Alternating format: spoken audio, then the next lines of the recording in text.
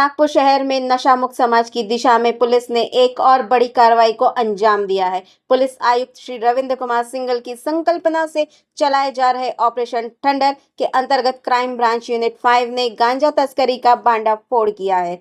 दिनांक 30 जनवरी 2026 के तड़के 6:45 से 6:45 बजे के बीच पेट्रोलिंग के दौरान क्राइम ब्रांच को गोपनीय सूचना मिली कि नागपुर से भंडारा की ओर एक टोयोटा इनोवा कार में गांजा की तस्करी की जा रही है। सूचना के आधार पर पारडी थाना क्षेत्र अंतर्गत नागपुर भंडारा हाईवे पर कापसी बुजुर्ग गांव के गेट के सामने कार को रोका गया। कार की तलाशी लेने पर एक प्लास्टिक बोरी में हरे रंग का 5 किलो गांजा बरामद हुआ। इस कार्रवाई में पुलिस ने फैजान फिरोज अंसारी 26 वर्षीय, अहमद खान 32 वर्षीय, मोहम्मद शाहिद 29 वर्षीय और फिरोज खान 40 वर्षीय को गिरफ्तार किया है। आरोपियों के कब्जे से गांजा, 3 mobile phone, Toyota Innova car और 2,380 रुपए का नगद, कुल मिलाकर लगभग 5 लाख रुपए का मुद्देमाल जब्त किया गया है। पूछताछ में आरोपी ने खुलासा किया कि वे यह गांजा ओडिशा के काटाबांजी निवासी रवि भाई नामक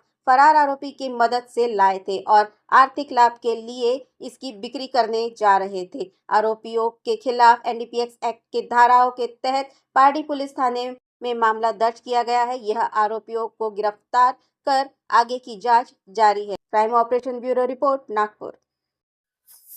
नागपूर शहर मध्ये माननीय पोलीस आयुक्त डॉक्टर रविंद्र कुमार सिंघल सर यांच्या संकल्पनेमधून नागपूर शहरामध्ये ड्रग्स मुक्त करण्यासाठी ऑपरेशन थंडर हे राबवण्यात आलेलं आहे। या ऑपरेशन थंडर अंतर्गत दिलेल्या सूचनाप्रमाणे आमचे क्राइम ब्रांच युनिट 5 चे पथक आम्ही स्वतः KPI Kadam, SC NPC Raju आणि इतर आमचे संपूर्ण टीमचे मेंबर आम्ही एरियामध्ये पेट्रोलिंग करत असताना मिळालेल्या माहितीनुसार भंडारा नागपूर रोडवर एक संशयित वाहन ज्यामध्ये गांजा असण्याची शक्यता वाटली, त्यानुसार आम्ही त्या वाहनाला थांबून त्याची तपासणी केली असता त्या वाहनामध्ये 4 संशयित इसम आणि त्यांच्यामध्ये एका गोणीमध्ये भरलेला गांजा असा आम्हाला मिळून आला।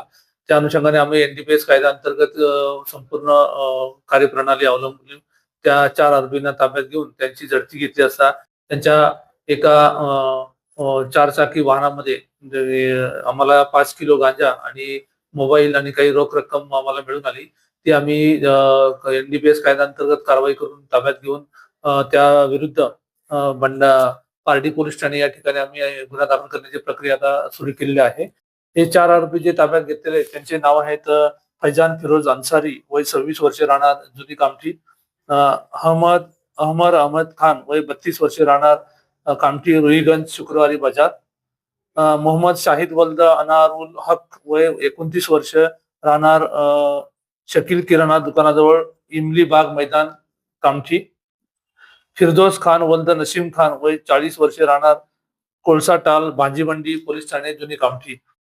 अशा 4 आरोपींना आम्ही अटक केलेला आहे आणि त्यांच्याकडून आम्ही एकूण 5 किलो गांजा, किंमत 1,25,000, मोबाईल फोन, रोख रक्कम असा एकूण आणि एक वापरण्यात आलेली टोयोटा इनोवा गाडी किंमत 5 लाख अशी एकूण 6,47,880 रुपयाचा मुद्देमाल आम्ही हस्तगत केलेला आहे।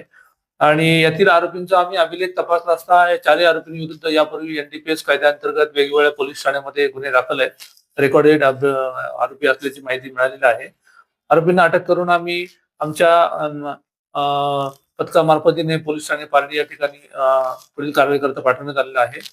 सदरची कारवाई माननीय पोलीस आयुक्त doctor Ravindra Kumar Singhal sir, joint CP doctor Reddy sir, additional CP crime Shri Pardeshi sir, DCP detection Shri Mapnikar sir, ACP crime Shri Hiware sir, आमच्या मार्गदर्शनामध्ये API Kadam, SC Nazir, NPC Raju, SC Rathod Vishal, Mukesh, SC Sera, PC Deepak, PC Ashish, PC Yogesh या मार्फतीने एनपीसी राजू यांच्या माहितीवरून सदरची कारवाई आम्ही करण्यात आलेली आहे क्राइम ब्रांच युनिट 5 ने आणि या आरोपींना जेरबंद करून पुढील कारवाई करता पाठवण्यात आली। या केलेल्या चौकशीवरून यांनी हे वाहन एका व्यक्तीकडून भाड्याने घेऊन ते वाहन हे वेगळ्या कारणासाठी भाड्याने घेतलं होतं, परंतु त्याचा वापर त्यांनी हा गांजा आणण्यासाठी केल्याची माहिती मिळाली आहे। हा गांजा त्यांनी ओरिसा राज्यामधून एका पाहिजे आरोपी नामे रविभाई नावाचा इसम आहे, काटाबाजी ओडिशा राज्य या ठिकाणामधील एका व्यक्तीकडून गांजा विकत आणल्याची माहिती मिळाली आहे. त्यानुसार त्या व्यक्तीला सुद्धा आम्ही पाहिजे आरोपीमध्ये निष्पन्न केलेला आहे आणि हा गांजा नागपूरमधील नवी कामठी, जुनी कामठी परिसरातील वेगवेगळ्या स्मोकिंग वेगवेगळ्या कंझम्पशन करणाऱ्या व्यक्तींना किरकोळ स्वरूपात विकणार असल्याची माहिती त्यांच्याकडून आम्हाला मिळाली आहे. त्याबद्दल अधिक तपास करीत आहोत.